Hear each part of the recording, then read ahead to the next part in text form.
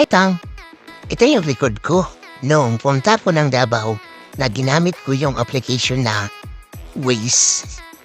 Ito yung biyahe ko, Tang, na hindi talaga kami nagkaintindihan talaga ni Waze, Tang. Medyo nagkagulo at magulo talaga, Tang.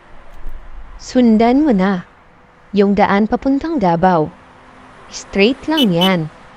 Dumiretso ka na. Lokong Waze na to. May paliko-liko nga, straight ka dyan. Oh, tingnan mo nga yung daan, oh. Oh, ano na? May paliko-liko na.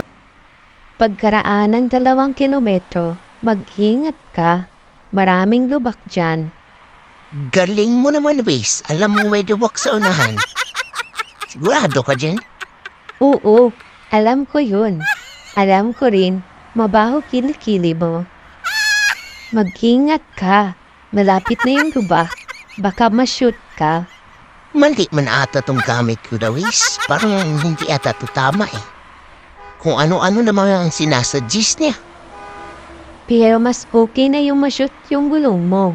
Kaysa ikaw yung ma-shoot sa maling tao. Waze. Saan na tayo? Parang nawawala na tayo, Waze.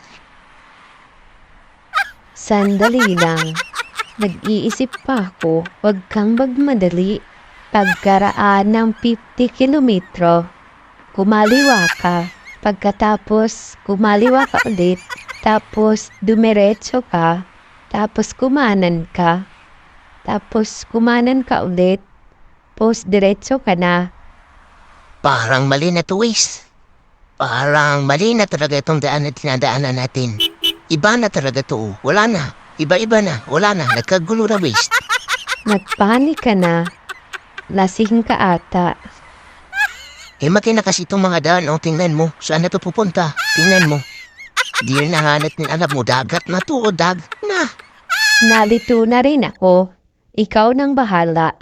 Maligo ka na dyan sa dagat.